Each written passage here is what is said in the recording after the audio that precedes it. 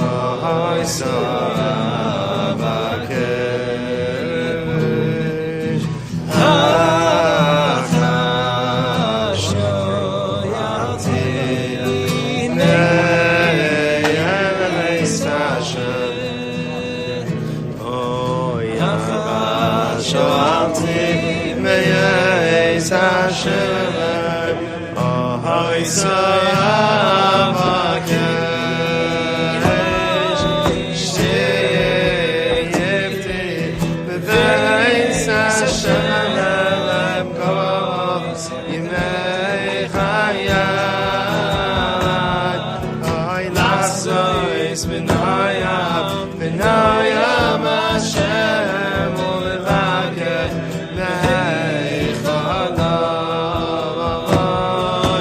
Sheyefti V'eis Hashem Kol Yimei Chayam Yoy Lachsois B'noyam B'noyam Hashem U'levakeh V'eicha Adavavot Iliyan Alayla Mayayaya Mayayaya Mayayaya Mayayaya Mayayaya Iliyan Alayla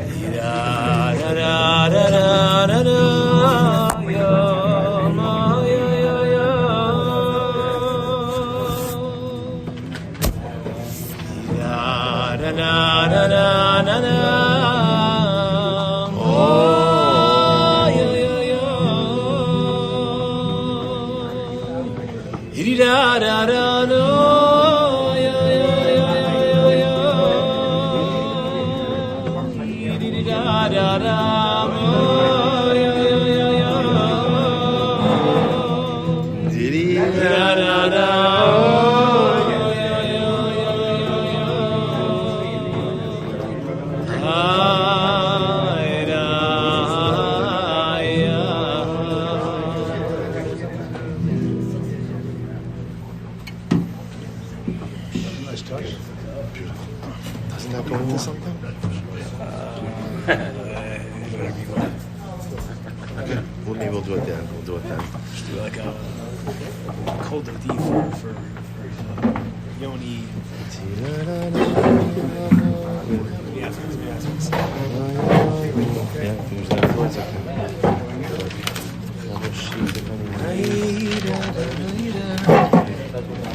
Trumettes. Beautiful, thank you. Yeah, thank you. Cover up anyone needs. Sure. Stuff is small, right? Stuff is small,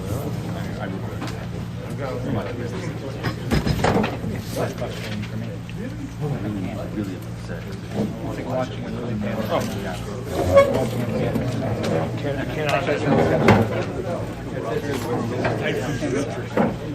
A million times as much rather be here. Exponentially. I think the SNL figurines are better. Okay, I like being squished by Jews. I'm good. All right, I will say good evening, a good night of Shabbos. Steve will thank our sponsors. Thank Ed Miller for sponsoring L'Zecher Nishmas Tova Bas Yeshua Yaakov, Shkoyach. sister of Batsheva Friedman, and in honor of everything Howie Friedman does for the Chaburah, the family of Beautiful. Nechama. Shkoyach. John Kaplan in honor of Yoni Prager's wedding. Oh, mazel tov. Barry, it's almost his birthday. Barry Dubin in honor of Matt Mark's birthday. Oh, where is he? Oh. All right. All right. And me, in honor of Yoni Yoni. Prager's upcoming wedding, in honor of Matt Mark's birthday, and now Robert Roseborough's engagement. Oh, where did he go? He's here. Here we go. He's back. I didn't see him. Okay. Incredible. Oh, there he is. I will say again, a tremendous chus Baruch Hashem to enter, to welcome Erev Shabbos. Emir Sisson to live with this Heilige Chevra, a very special mazel tov to our beloved Chaver Telio on his engagement to Pamela. Such a beautiful and overwhelming simcha.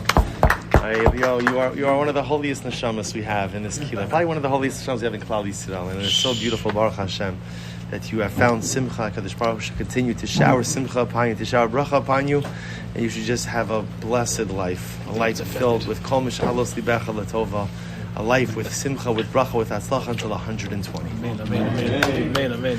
Incredible. I will say, so we dedicate our learning also, and of course, in the schus of our precious hostages, our brothers and sisters. Another week goes by. Every week we make havdalah. Right? As soon as we extinguish the Eish, we wish each other a good tavach, a gebench tavach, a mazel dikavach, a yeshua dikavach, a geula dikavach. And we hope that this is the week in which HaKadosh Baruch Hu will return our brothers and sisters home to their people.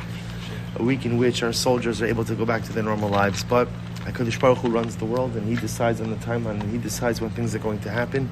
And we know that He has a cheshbon, and we believe in that cheshbon, and we hope that Amir Hashem, in the schus of our Talmud Torah, our brothers and sisters who are being held captive, should be speedily returned to their mishpachas, b'mheira, b'shalom, and b'karav. We hope that our precious soldiers will have hatzlacha, b'chol ma'asei yadehem. They should be zocheh Amir Hashem to eradicate evil wherever it may be, and come back to their mishpachas, b'shalom, and b'karav. And we'll say with that, we have the healing of schus. Can I have some of that also? When you finish, right? Okay. Yeah, but no, I'm going to have water first. Thank you. So say thank you. I'm sorry? That's not self. This is water. Yeah. Perfect. No, I want. So mostly we are continuing Emir Hashem tonight in Tzav V'Zeruz. Well, my goal is Emir Hashem to try to do 3 sections. In reality, we'll get through about half a section, Emir Hashem, but it's good to aim high. It's always good to aim high. So we're picking up, again, if you need one of the sheets, we have sheets. If not, there are extra copies of the Sfarim. You should just know he's not here right now, but Yoni Frager is the one who dedicated these Sfarim. I remember it was a member of a family member, but I don't see the stickers in here. Okay. In any event, so let's go weiter. So we are picking up on page Shin Lamed Dalid, which is section Tesvav. So remember again, we're learning Tzav V'Zeruz. Essentially, the Piagetzna's spiritual journal, the spiritual diary. And remember, part of the beauty of this sefer is that each section is really self-contained. Sometimes they're linked with one another, but many times they're not. Many times there's a distinction between them. So we're picking up tonight in Tesvav. Sukkot Rebbe says, this is incredible. Now, you notice, by the way, that one of the challenges that we have in learning Tzav V'Zeruz is it's not a typical sefer. It's not a typical sefer. So meaning, as opposed to in general, like for example, you learn Mesilas Yesharim, right? So the Ramchal will quote a concept, and very often if the Ramchal is quoting a concept from the Gemara, so he'll tell you where the Gemara is. He'll give you, he'll note it, right? He'll footnote it. He'll note it. He'll tell you, okay, it's from, Mesachas Brachas, Daf Memar From Beis. Okay, he'll tell you that.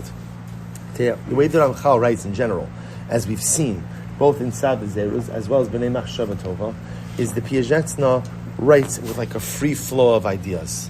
Some of the ideas are his own novel concepts. Some of the ideas are from different Ma'amorei Chazal. But the challenge is sometimes trying to understand exactly what the Piagetna means. I'll say, the Piagetna obviously knew what he meant, right? But sometimes for us, I don't want to call us the reader, because that minimizes what we're doing, the learner. We're Chassidim of the Piagetna. To us, his Chassidim, sometimes it takes us a little bit of time to figure out what exactly the Rebbe is trying to say. What is he trying to convey? So section Tesvav is one of these type of sections where first you have to go a little bit in to understand even what he's really saying at the outset. So take a look. Rabbi says it's incredible. Im alu lecha klolim ba'avoda u'b'musar. How would you normally translate? How would you translate the word klolim? Klolim? Concepts. Principles, right? Like a klal, right? So principles, concepts. So listen to this. He says, the Rebbe says, if you have principles in avoda, your service of HaKadosh Baruch Hu, and musar. And we'll say, now by the way, what is musar, right? When we translate musar, we say, what does musar mean? What does musar mean? Common sense, rebuke, right? You give someone musar. So the truth is, remember, the shorish of the word of musar, sar, sarah, samech, reish, hey, means to veer. See, often in life, what's our greatest difficulty? We'll say, think about it, by the way, right? I think for each of us. If you have to ask me, what is my greatest difficulty in life? So a lot of times when people ask us that question, what do we answer with? No one wants to answer this question, right? What do we answer with? Often we answer with the avera that I struggle with most. right? What's my greatest challenge? My greatest challenge is shmiras einayim.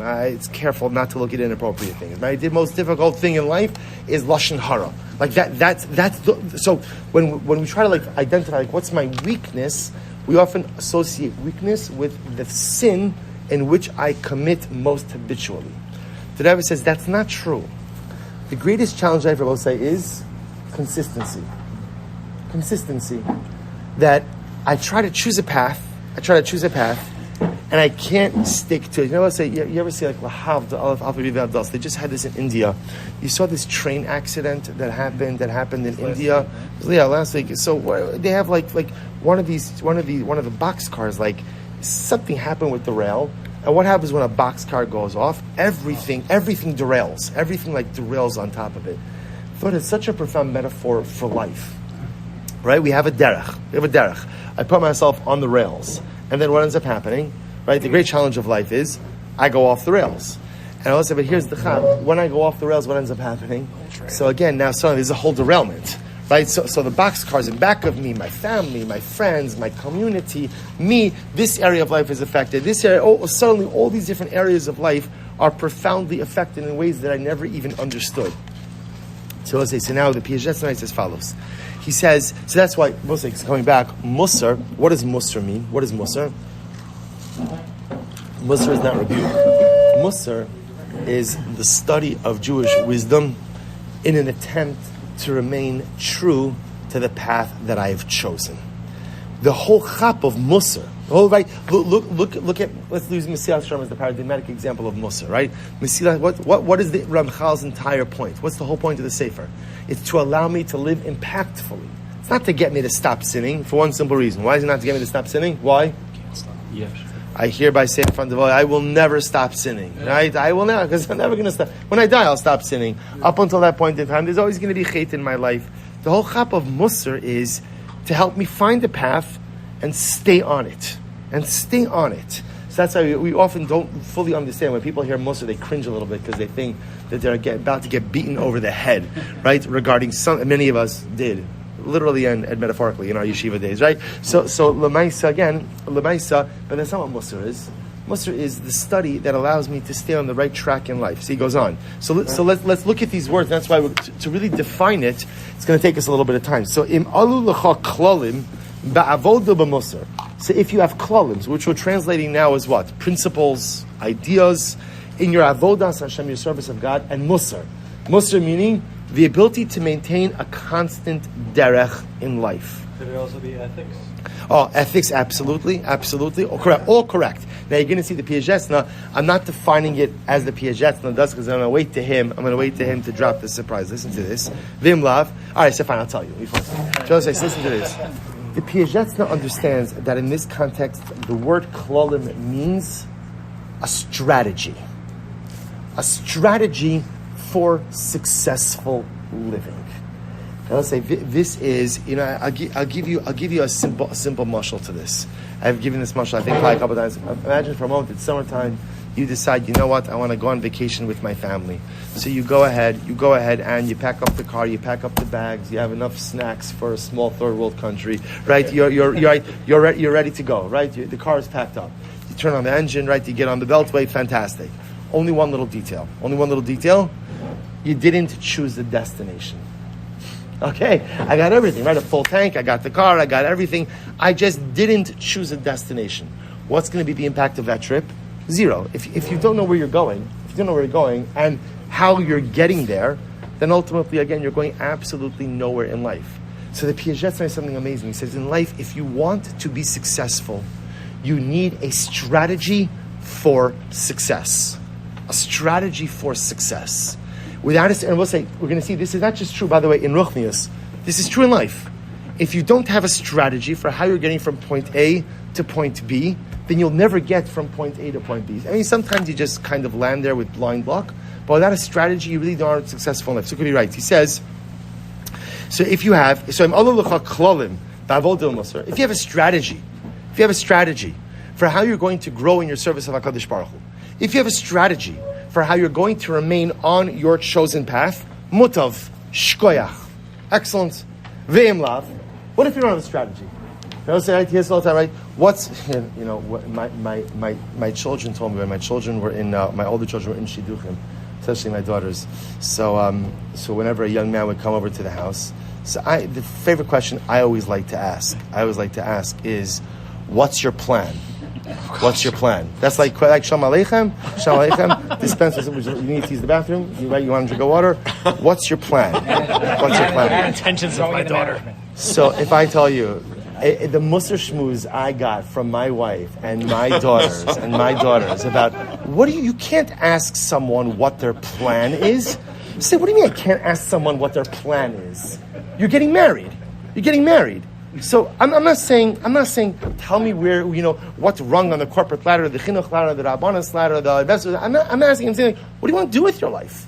What do you want to? No, you can't. As if it's asking like someone like did you shower today? It's like too personal. You can't get into that. And okay, so this is a different discussion, by the way. Just in general, about it's a different discussion.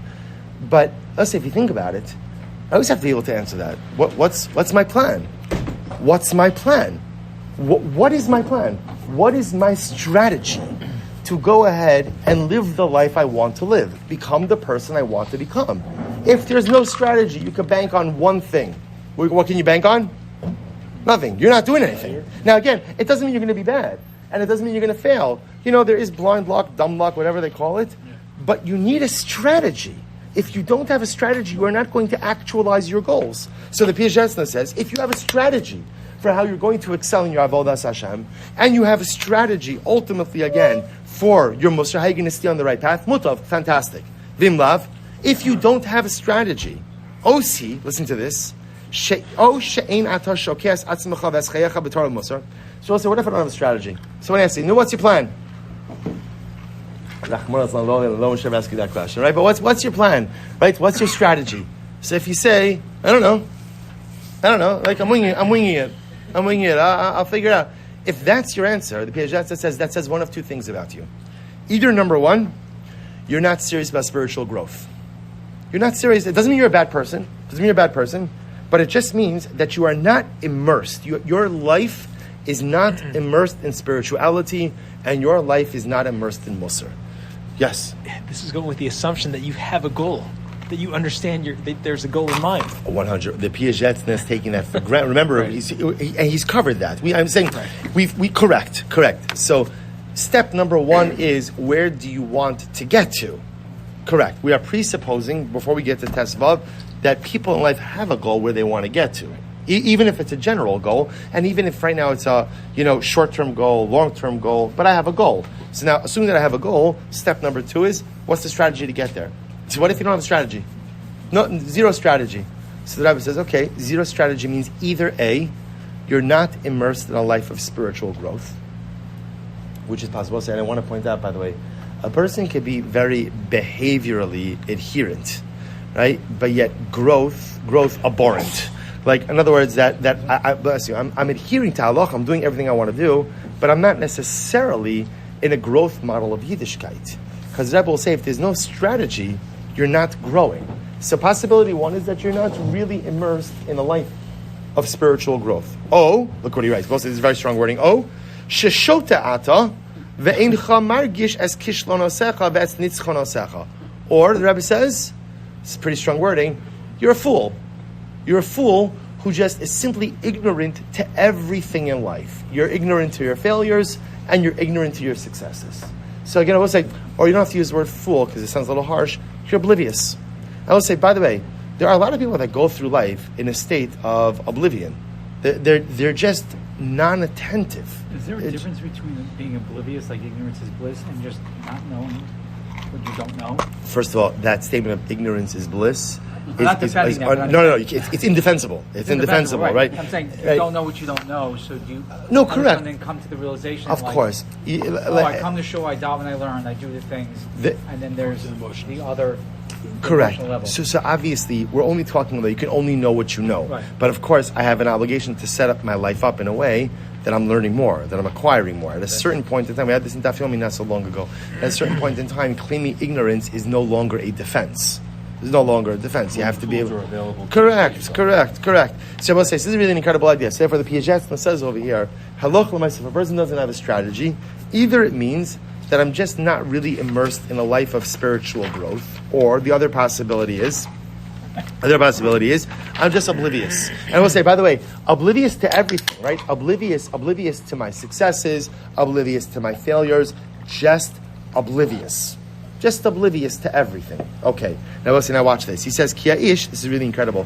Ki ha'ish ha'mishtadel lahamshich es kol chayev l'torah l'musar. A person who wants to live a life of spiritual growth.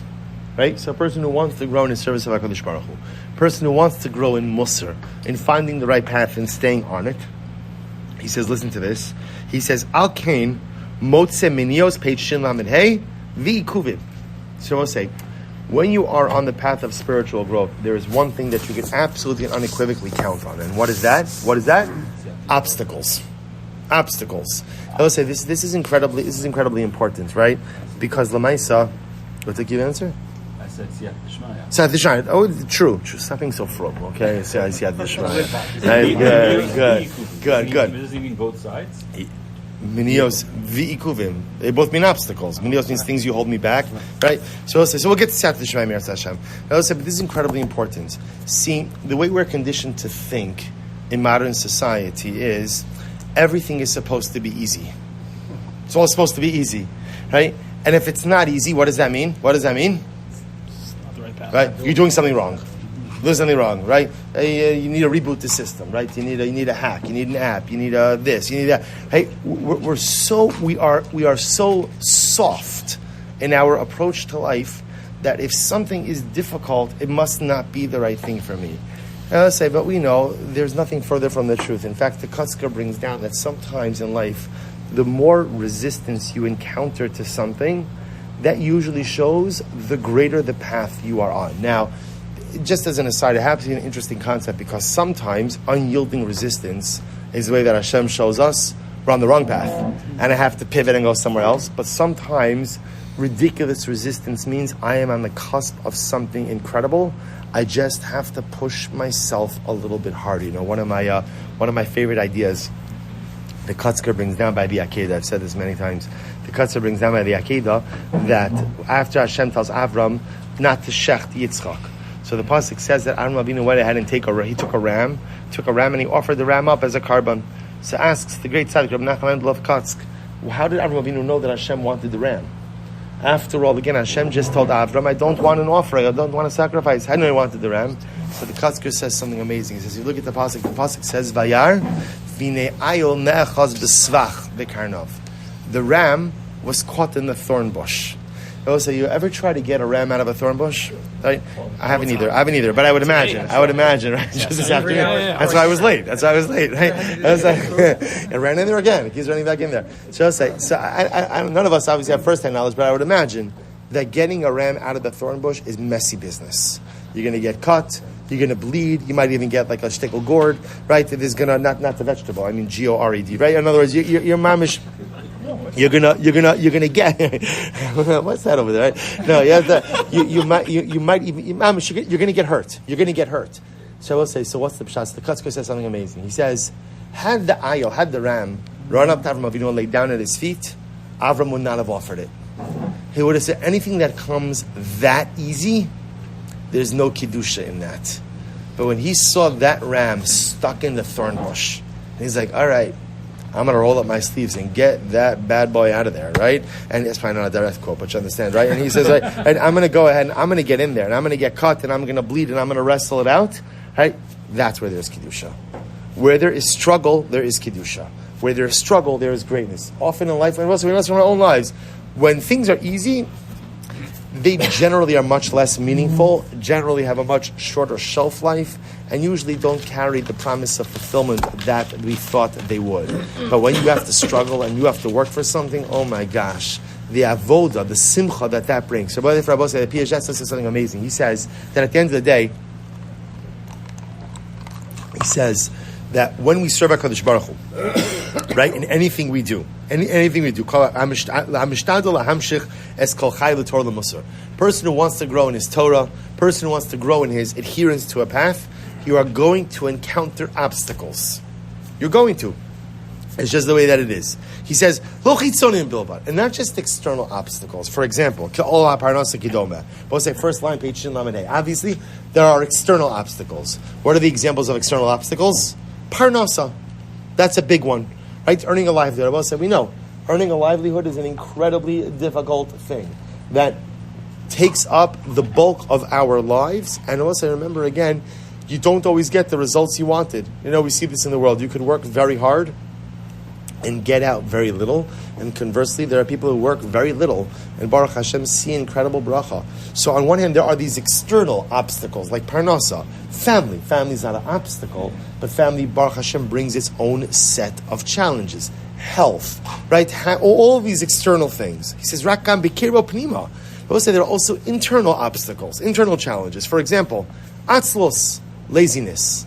Now, we'll say the reason he puts atzlos in here is why. Why does he put atzlos in here? Why is laziness the first inner obstacle that he puts in here? Because it's the most prevalent one. I'll say because the greatest challenge that man faces is from the moment that his alarm clock goes off, what should I do? Should I come to shul or should I roll over? And sometimes it's not even rolling over. Sometimes it's just like extending a limb, like in a spasmodic way, hopefully to hit the alarm clock in some way, to snooze, or sometimes just to shut it off altogether. I'll say, understand, when a person does that, why do I do that? It's such a strange thing. Okay, I'm tired. I got it. If I had my I know every Rebbe in Yeshiva always gives the same thing, right? And if you're going on vacation, right, and you have to get out for vacation, of course you get out of your bed. Now, the truth is, we've heard it a million times, but it's true. It's interesting, right? When there's something fun going on, I'm out of there, right? I have to catch a flight to the Bahamas, to Eretz Yisrael, to Tahiti, wherever it is that you're going. New Jersey. I'm sorry? Incorrect. People, when you're on vacation and people want to do things, all right, Akiva, don't be mama mitzchos on laziness. There's no mitzchos on laziness. That's it. It's laziness. Enough. So what's the pshat? What's the pshat? It's because on a simple level, man is made of matter, right? And matter is naturally at rest until it is acted upon. That's why the greatest challenge we contend with in the human condition is laziness. Because being at rest, non-movement, is the natural state that we have in this world. So therefore, to get me to move is big stuff. To get me to move in the morning, to get me to move in my attitudes, to get me to move in my lifestyle, to get me to move in my behaviors, all incredibly difficult things. So there are internal obstacles. Nitios, midos, raos, rachmana litzlan. So we'll say, let's bring this together. So the Rebbe therefore says like this. He says, a person who is trying to grow, one thing you know if you're trying to grow is what? You are going to hit turbulence. This is so important because we'll say sometimes, you know what happens? You ever have this feeling like on Rosh Hashanah or Yomim Noraim where you ever have like one of those like epiphanial moments? I know, I like it. I know it's not a word, but I know. I'm sorry, it's actually epiphanical. Right? One of those epiphanical moments. Those erythreal epiphanical moments, right? Right? Thank you. Right? You could use it. Right? Right? It's correct. So the Maisa again. You ever have one of those epiphanical moments where you're like, okay, I got it. I know exactly what I want to do, how I want to do it. I know my derech. I got it, right? And I'm so excited. And what happens? I'm going until when I hit the first roadblock, hit the first obstacle. And we'll say it's interesting because what's the feeling often experienced then? Oh, obviously it's not right. If it was really right, everything should have fallen into place. It must be that it's not right. At least this is what I convinced myself of because I'm not really willing to do the work to get over the obstacle. I convinced myself if it was really right, there wouldn't be an obstacle. If it was really right, it'd be easy. But now that it's not easy, it must not be right. So the Rebbe says something amazing. He says, so therefore we always face obstacles. Whenever you're engaging in some derech of growth, in your musar, finding your path, or in your avodas Hashem, you are going to hit obstacles, internal obstacles, external obstacles. Now watch this. He says, "V'cheivan shu osik tamid behishtalus u'b'machamazu." Now what's that? Here's the great chap. Because I am waging this battle every day, and because I am hitting obstacles and roadblocks every single day, he says, listen to this. Lepamim nichshal Here's the incredible part. Sometimes I'm successful, and sometimes I fail. It's very important, right? So in this journey of life, in this journey in growth in my service of HaKadosh Baruch Hu, in this journey ultimately again in the growth in my musar of adhering to a derech, there are going to be roadblocks, obstacles, and pitfalls. Sometimes I fall down, and sometimes I'm able to get over them. So watch this. He says, Al karcho yotze lo klalim. And I will say, now what ends up happening as a result of these life experiences? What am I able to create? Right? Values or strategies. So now in life the Rebbe says, Ba'ofen zu b'tachbola zu menatzeach, u ba'ofen v'tachbola zu nichshal. Now we'll say, here's the incredible part. We'll say, we speak about the power of life experience. What is the power of life experience? Right? There's a halacha that you have to be mechabed an elderly person. Right? Mipnei seva takun in Eretz Yisrael, you go on the buses, and on the front of the buses, right, they reserve the seats for the elderly, and a lot of the buses it has written on there, Mipnei seva takun ba'adarta penei zakin. Stand up for an elderly person, give honor. Why do you have to give honor to an old person? Why? Right? Now, what if they're an Amma Aretz, totally ignorant? Because again, a zakin has life experience. We'll say, what's the chap of life experience? I know what works, and I know what doesn't work. You see, do you know why when we're young, we're stupid? Right? Because we think that life can be navigated by knowledge. Right? That if I study enough, or I do enough, or I learn enough, I know exactly what I need to do. And the truth is, studying, of course, helps, and learning, of course, helps. But the truth is, the only thing that really empowers you to live life in a meaningful and impactful way is living life. And trial and error. And now as a result, after enough times, and by the way, it doesn't have to take years and decades, after enough times, I know what works and what doesn't work. What is going to advance my personalistic spiritual agenda, and what's going to derail it. The Piagetna calls those things klalim, strategies. What is a strategy for a successful living? I look at my life. What are the behaviors? What are the midos? What are the approaches that allow me to advance, and what are the things that, how do I say, how many of us have things that we do in life that we know are detrimental? Behaviors, maybe a way that we talk, a way that we interact, a behavior. I know it's not good. And then what happens? I act in that way. A particular result comes about. How do you feel after that? You're like, I'm such a fool. I knew exactly how this was going to be. I could have foreseen it. I knew it. I was going to say this, she was going to say this. I was going to do this, he was going to do this. And I could have scripted the entire thing. But for whatever the reason, I'm just not willing to learn from my own life experience. The ability to learn from your life, to look at your life, and to be able to essentially categorize your life actions and behaviors into two categories. It's only two categories. Things that work and things that don't work. Those are called the strategies of life. Those are called the klalim of life. And once you have the strategy, so suddenly again now, once I know the behaviors, the attitudes, the character traits that help me accomplish the things I want to accomplish, those are the things I have to keep doing. And conversely, once I know the things that derail, that disrupt, that hurt me, those are the things I have to stop doing. So we'll say, he goes on. The Rebbe goes on. He says as follows. He says, Al karcho yotzi lo klam. We'll say, by the way, this way you also understand, this is also like the power sometimes when, like, Rahman al-Islan, when a person is struggling with addiction. Right? So again, I don't mean it from like a mental health perspective. I'm just saying from a behavioral perspective. The whole chap of an addiction is that even when a person sees that something is detrimental, sometimes they can't stop. See, that's why sometimes if you don't understand how addictions work, it doesn't make sense. You just stop it. But what does a person do when they can't stop a negative behavior? I will say, but in the absence of an addiction, right? A psychological issue, then a person has the ability to say, okay, these things work, these things don't work. I want to do more of the stuff that works and do less of the stuff that doesn't work. The Rebbe goes on, he says, Al karcho yotzei klalim, In this way, right, in this approach, and with this strategy, ultimately I'll be successful. And this way, ultimately, it will lead me to failure. So we'll say, so therefore, pause here for just a second. So therefore, again, the Rebbe says, the key to success in life, in your avodas Hashem, in your musar, in your finding a path and staying on it, is the establishment of klalim, strategies in life. And I'll say, by the way, you understand, whatever the Piaget's is saying, you can plug this into any area of life where you want to be successful. If you want success, success doesn't just come because you wish it, right? As we saw, that was in last week's piece, right? Things that you wish for are not true ratzon, right? That's not true ritzonos. Those are dreams. Those are dreams and aspirations. That's beautiful. I will say, but ultimately, again, if you want something out of life, you need a strategy as to how to get it. The Rebbe goes on. He says, "Misha ein Misha ein olim bekirbo klol miatzmo." So we'll say, what if I don't have strategies? I don't have any strategies.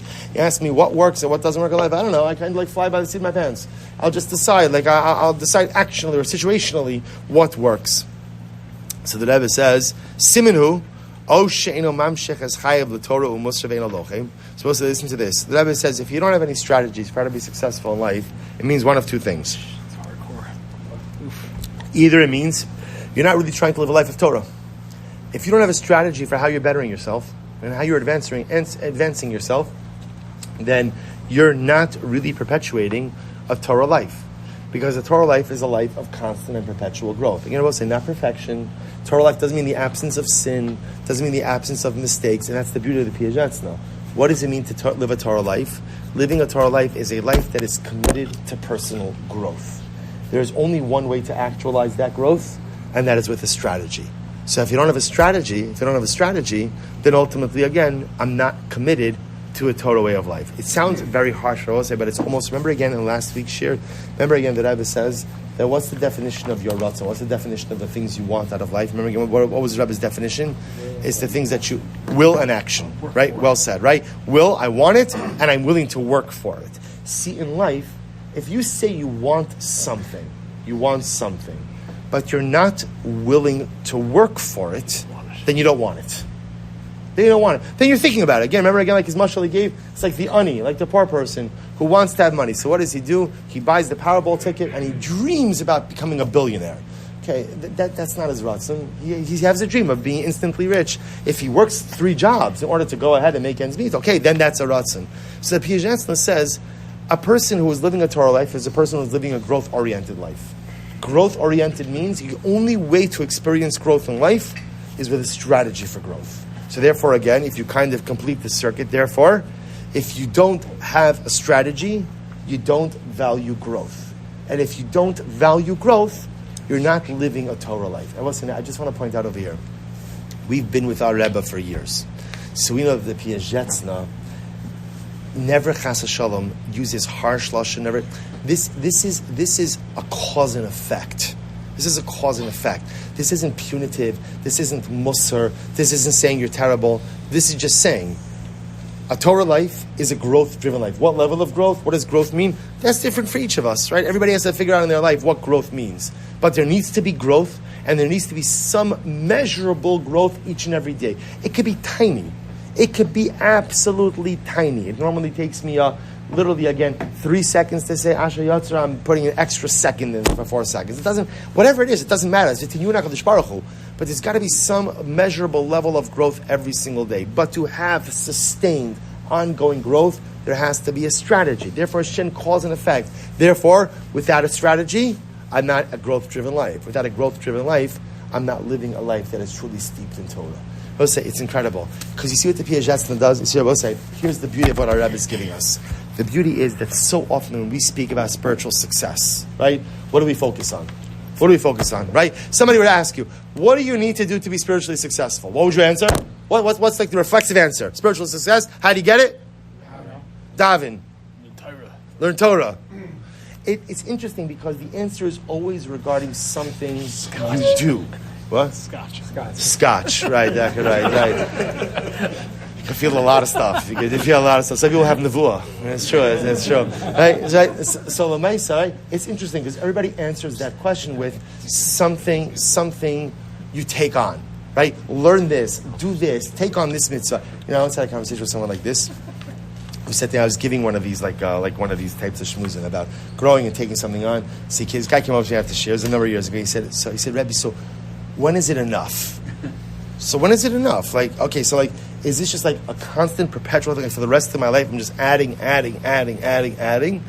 So the answer, of course, is technically yes. But I heard what the person was saying. What he was saying is like, but for me to have a goal, like I need to understand like where I'm beginning and where I'm ending. And he was saying, so you tell me like there's no end. Like essentially, the goalposts keep on moving. And while that's true to a certain degree, what the Piagetzna does is he reframes the conversation. You're getting it wrong. We're losing the trees from the forest. It's not about 10 minutes extra of learning a day. It's not what it's about. I mean, that is what it's about. But it's not about, okay, daven with more kavana.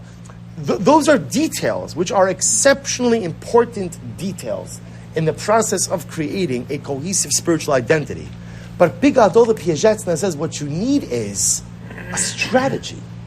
What's your strategy? Now, by the way, the strategy may include a lot of these details. I know the person I am now, and I have a picture of the person I want to be. Remember again, my name is Tzav V'Zeruz-6 taught us, you have to have an image of the person you want, actually beginning of Tzav V'Zeruz-6, you have to have an image of the person you want to become. So I see who I am now, I have the image of the person I want to become. I'm at point A, I want to get to point B. How do I get there? That's called my strategy. That's called, the Rebbe says, my klal. That's called my klal. If you can make your strategy, now fill in the details. The problem is so often, what do? We fill in the details without the comprehensive vision of strategy. So now suddenly, what do I have? Let's say, see this all the time. I get a kick out of this. I think it's the cutest thing in the world. You see guys like this, where like, I see this. Sometimes I have to wear like blinders during Shir, but like I see this a little bit, and I'm like, there's a guy learning Daf Yomi, right? And he's got Mishnah Yomi opened over here, Shtayim Mikra opened over here, right? And literally again, he's like this, like this, like this, like this, like this, like this. I'm like, I guess on one hand I want to say, wow, that's beautiful. That's beautiful, right? On the other hand, it's like, what are you doing? Like, I don't understand. Because I guarantee you one thing, you have no idea what the Gemara is talking about, you have no idea what the Mishnayos are talking about, and you probably don't remember one Rashi. But the good news is, I got in Daf Yomi, Mishnah Yomi, maybe even a little Amud Yomi, and Shtayim Mikra in 50 minutes. Shkoyach to me, right? Now, and a halavai. Those should be the things that we struggle with in life. But so if you think about it, you take a step back and you're like, okay, so tell me, right? I would say, like, Plony, tell me one thing you remember from any of that stuff that you learned. I guarantee you the power to recall will be incredibly difficult. But what's the pshat? So where does it come from? It comes from a flawed mindset that the key to growth is doing a lot of stuff.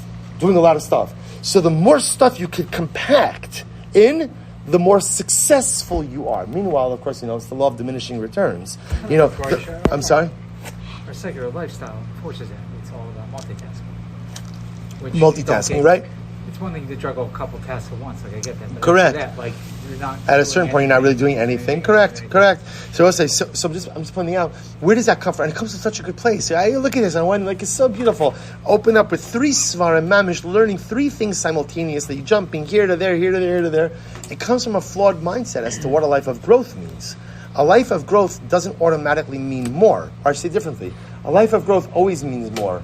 But a life of growth means more in the context of a strategy. What are you doing? How are you doing it? What makes sense? What makes sense for you at your stage of life? How is this going to contribute to your growth? You know where you are now. You have the image of the person you want to become. You want to get from here to there. Identify the things that are going to help you make that specific journey. Because a lot of times, I will say, a person could be doing positive spiritual things, but they may not be the right positive spiritual things for now that are part of my current strategy. So therefore, the Rebbe says, at the end of the day, the most important thing in life, hands down, let's finish the section, okay, and we'll have to stop here for tonight, okay, just right on target. So the Gemara says as follows, he says, Simenu, Osheinu Mamshech Eschai Lo Torah Musar, Ein Lo Nitzachon, V'lo Kishalon. So we'll say, so if I don't have a strategy, either it means that I'm not steeped in a life of Torah.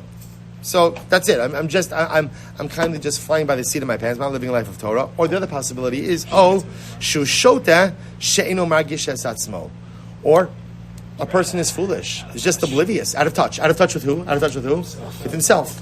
You don't know you. You just don't know you. You're a spiritual robot. So do this, do this, do this, do this, do this. But there's no feeling, there's no depth, there's no plan, and you're totally out of touch with yourself. Lo kishlono, v'lo nitzchono. And such a person like that will never even appreciate his successes, nor will he appreciate his failures. So we'll stop over here for tonight. But I will say, but this is our homework. This is our avodah. I will say, this, I have to tell you, what the Rebbe gives us every single Thursday, and every single Erev Shabbos, it's like the Tzedel Derech. It's exactly what we need to hear, exactly what we need to learn in order to be successful. It's not about taking on more just by taking on more. It's about, you remember, they used to have like these, this game show was like a contest where you would win like they would give it like kids, you would win like 15 minutes in the toy store. Remember this? And you had a cart and whatever you could throw into the cart. Shop to your draw. Supermarket sweep. Supermarket sweep. Okay. Right. And so it's always interesting, right? They're like two different kinds of people, right? So there's the guy or the woman, whatever it is, and what do? They're like grabbing everything, right? They're grabbing everything, whatever they get. And what happens? So first of all, half of it drops. And usually, like they walked out with like 15 packages of adult diapers, because like whatever, they didn't look where they were going or what they were doing. They just grabbed. So I guess 15 packages of adult diapers. They're not cheap. They're not cheap. I'm sure. Whatever you could do something with it. Highly absorbent. Whatever. I'm sure you'll find you'll find some type of use for it, right? But lamaisa, right? But lamaisa, you didn't get anything that you needed for yourself. Whereas if you see other people, what do? They took like 2 minutes. What do? Scope it out. Where is everything? Where is everything? Okay, I don't need anything from this aisle. I'm not going down there. I don't need anything from this aisle. That aisle, I'm going down there. And again, so there wasn't the frenzied pace of just picking up everything. Instead, there was the slower, more methodical. Now again, they picked up plenty of stuff along the way. But what they put in the cart was by design. And what they put in the cart was by choice. And what they put in the cart was something necessary and helpful to them. The Piazetzna says, too often in our ruchnius, what we just do is we walk into the world of spirituality and we grab. I'll say, by the way, halavai, this should be our biggest problem, that we're just indiscriminately grabbing spirituality. The problem is often what it leads to it leads to a sense of burden, it leads to a sense of what's what I'm looking for? Chaos. Almost like angst, almost like burnout. And this is good, Natana, listen to this, because it's good also for boys in Eretz Yisrael. Like sometimes, Bakshem, when you get that like beautiful exposure to Ruchnius and like this and this and this and this, it's fantastic. And then what happens? You get back to America and you're like, I was just like hit by a spiritual truck, like the truck of God hit me, and like I have no idea. And that's why a lot of times what ends up happening is that growth often just totally fades away. Not because a person doesn't care, chas v'shalom, but because nothing was planned. It wasn't planned. And when you don't have a plan, it's the same thing when you come out of Rosh Hashanah, like, okay, this is my year. I know that I have a demanding full-time job, but I'm committing myself to 7 hours of learning a day, right? And so I'm going to do it. This is it. And so the first day when you do it, and you're operating on 3 hours of sleep, and your wife is angry because you're not listening, and your kids are crying all over the place, and this, that, you're like, oh, but at least Chassidus Chaburah loves me. No, he doesn't. No, he doesn't, right? Why? Because that doesn't make any sense. It doesn't make any sense. And I will say that's what the Piazetzna is saying. That halacha l'maisa, it's all about the klal. If you want a growth-oriented life, which is a Torah life, you need a strategy. The strategy begins, as Zevi said, you need a goal. After you have the goal, identify where am I now? Where do I need to get to in order to actualize that goal? There's always going to be a distance between those 2 points. Now comes the klal, now comes the strategy.